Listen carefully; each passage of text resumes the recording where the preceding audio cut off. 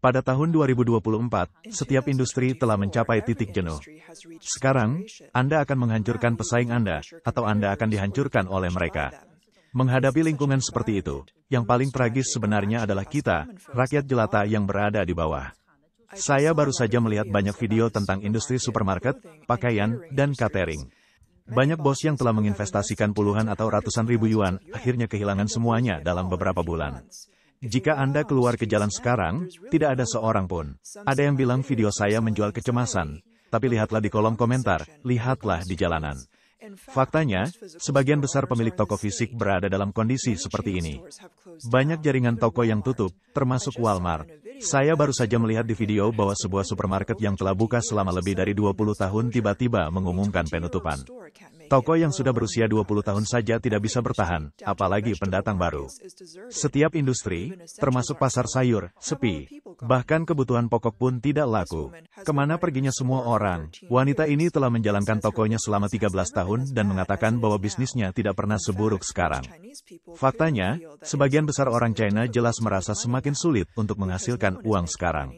Karena tidak ada yang menghasilkan uang, maka tidak ada yang berbelanja. Semua masyarakat terjebak dalam lingkaran setan. Dengar, Anda mungkin tidak berhutang banyak jika Anda tidak bekerja keras. Tetapi di pasar ini, jika Anda berbisnis, tidak peduli seberapa keras Anda berusaha, semakin banyak usaha yang Anda lakukan, semakin dalam Anda bisa tenggelam. Saya pikir lebih baik jika Anda rebahan saja dan tidak mencoba. Jalanan seperti ini pada pukul 10 lihat seseorang. Kami yang memiliki toko, kami saling memandang satu sama lain. Itu saja, hanya saling memandang satu sama lain.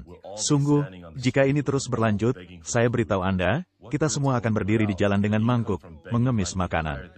Barang apa yang bisa kita jual, penghasilan dari mengemis mungkin lebih tinggi daripada penghasilan dari menjual barang.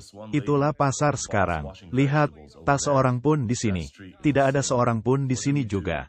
Hanya seorang wanita, bos yang sedang mencuci sayuran di sana. Jalanan itu sama saja. Apa yang harus kita lakukan? Tahun ini bukan tentang apakah Anda bekerja keras atau tidak. Ini tentang bekerja sampai pada titik kesia-siaan. Lihatlah jalanan yang lebih bersih daripada dijilat anjing. Sejak awal tahun ini, banyak pemilik bisnis yang mengeluhkan sulitnya bisnis. Tidak peduli seberapa keras Anda berusaha, Anda tidak dapat menghasilkan uang, dan semakin keras Anda mencoba, semakin banyak kerugian yang Anda alami. Lebih baik tidak melakukan apa-apa dan rebahan saja, setidaknya Anda bisa mempertahankan sedikit kekayaan Anda. Mengapa hal ini terjadi? Belum lama ini, tokoh media veteran China, Hu Wenwei, memperkenalkan sebuah konsep baru dalam sebuah artikel, periode sampah sejarah. Apa maksudnya? Hu Wenwei mengatakan bahwa sejarah itu seperti sebuah kompetisi. Pasti ada banyak masa-masa sulit ketika tren umum sudah ditetapkan, dan kekalahan tidak dapat diubah. Tidak peduli seberapa keras Anda mencoba, itu hanyalah perjuangan yang sia-sia, dan Anda hanya bisa mencoba mengakhirinya dengan seanggun mungkin. Dia mengutip akhir dari beberapa dinasti China sebagai contoh periode sampah sejarah. Pada periode ini, tidak ada yang bisa membalikkan keruntuhan dinasti, tidak peduli bagaimanapun mereka berusaha. Dan sekarang, China sedang berada dalam periode seperti itu. Dengan kata lain, kekalahan Partai Komunis China sudah ditentukan, dan situasi secara keseluruhan tidak dapat diubah. Daripada melawan, lebih baik rebahan, dan mungkin Anda dapat meminimalkan kerusakan Anda. Dipercaya secara luas bahwa sejak Xi Jinping memulai masa jabatan ketiganya pada tahun 2022, kekalahan PKC sudah ditentukan. Secara politik, Xi Jinping mematahkan satu-satunya pencapaian politik PKC dari era reformasi dan keterbukaan, yaitu batas masa jabatan. Ironisnya, pembatasan masa jabatan ini sangat penting bagi kelangsungan hidup PKC. Xi Jinping, selama 10 tahun kediktatorannya, telah menghilangkan elemen krusial ini. Meskipun kekuatan Xi Jinping terus bertambah, ia telah menghancurkan kelangsungan hidup partai setelah lebih dari 30 tahun melakukan reformasi dan keterbukaan. Ketika Xi Jinping mengambil alih kekuasaan, ekonomi China telah mencapai batasnya dan mulai menurun. Penurunan ini dipercepat oleh kampanye Xi Jinping di antara anggota Partai Komunis untuk tidak melupakan niat awal mereka, dan hal ini terjadi bersamaan dengan pandemi. Upaya Xi Jinping selama 3 tahun untuk mencapai zero COVID semakin mempercepat kemerosotan ekonomi. Perang dagang antara China dan Amerika Serikat, serta tren pemisahan diri secara bertahap dari Barat, juga mempercepat penurunan ekonomi. Dalam beberapa tahun terakhir, tidak hanya investasi asing yang ditarik satu demi satu, tetapi perusahaan-perusahaan swasta di China juga sangat menderita. Hal ini telah menyebabkan pengangguran, pengurangan gaji, pengurangan belanja, dan penutupan toko dan pabrik.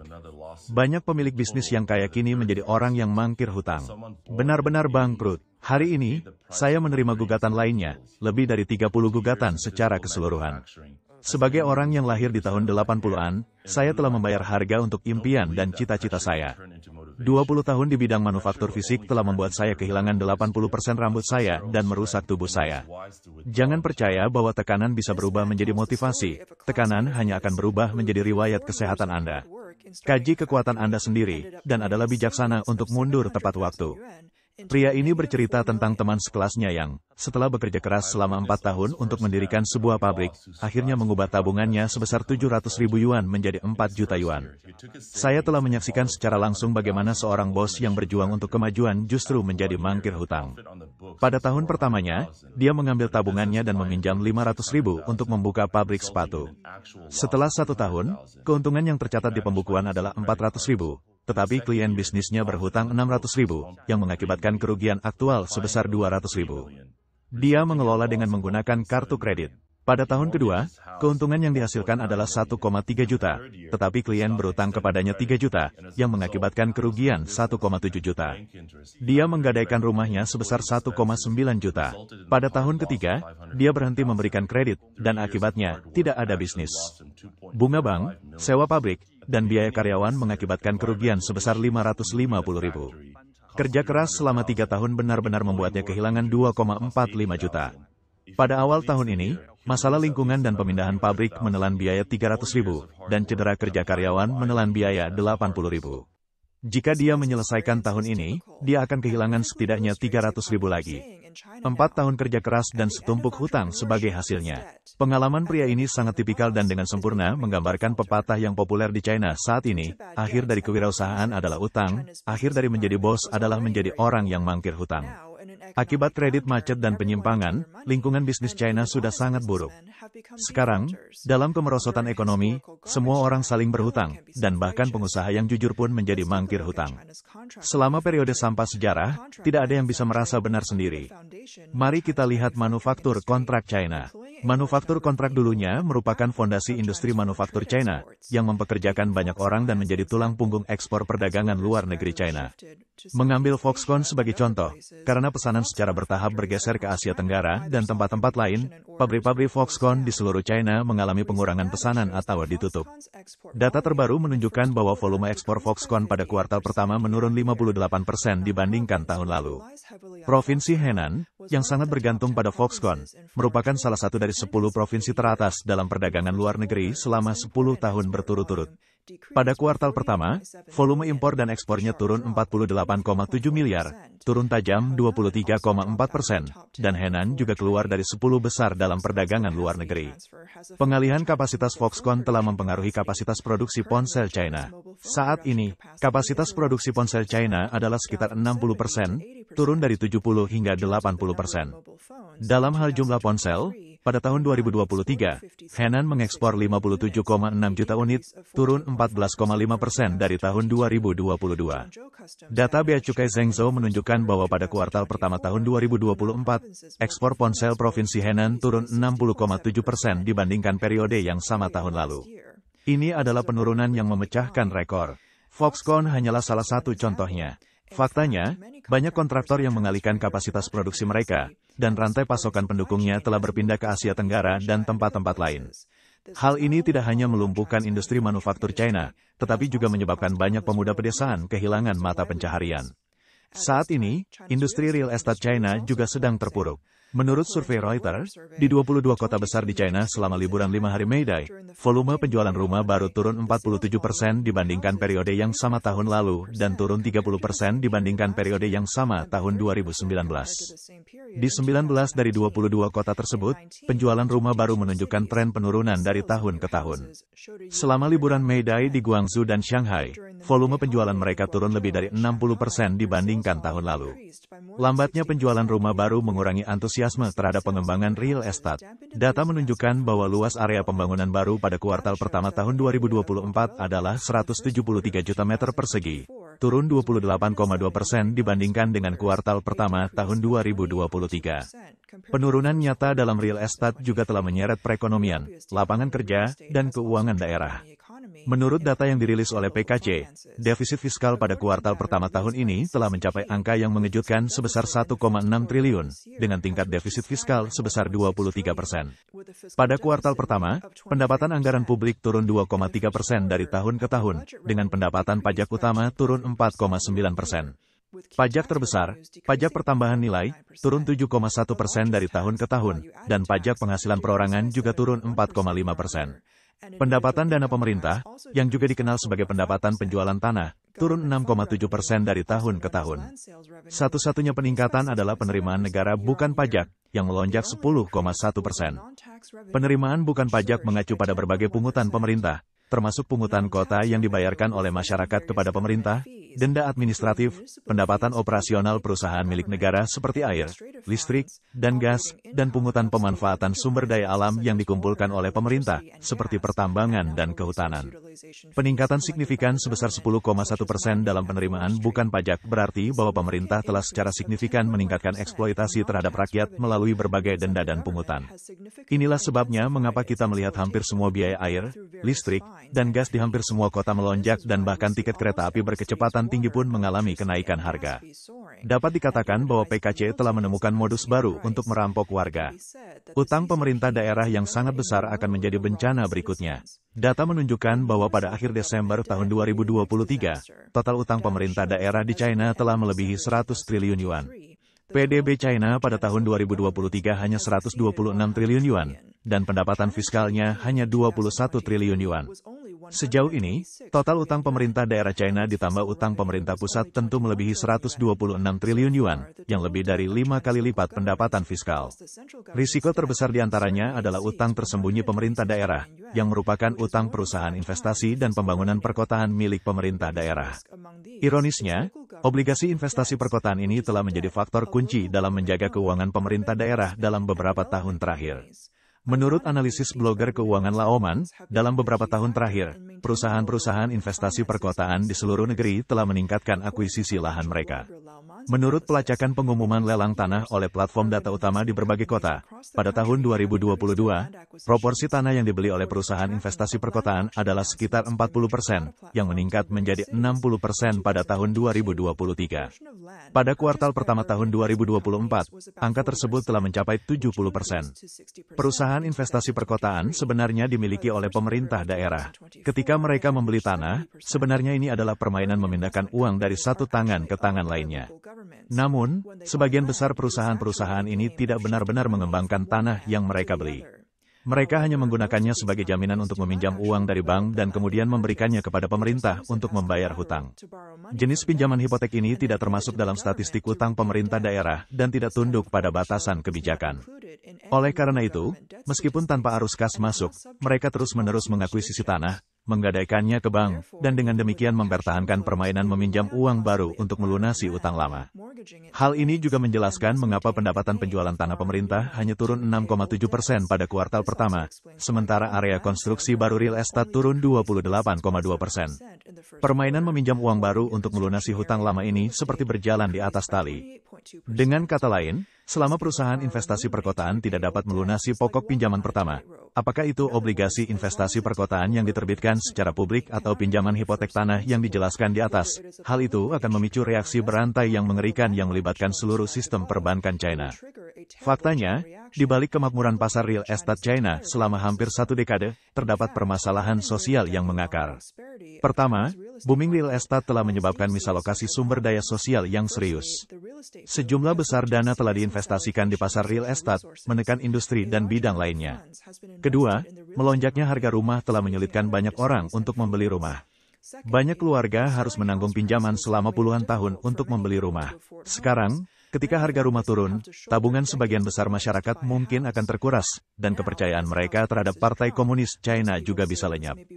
Terakhir, gelembung pasar real estate telah membawa risiko besar pada sistem keuangan.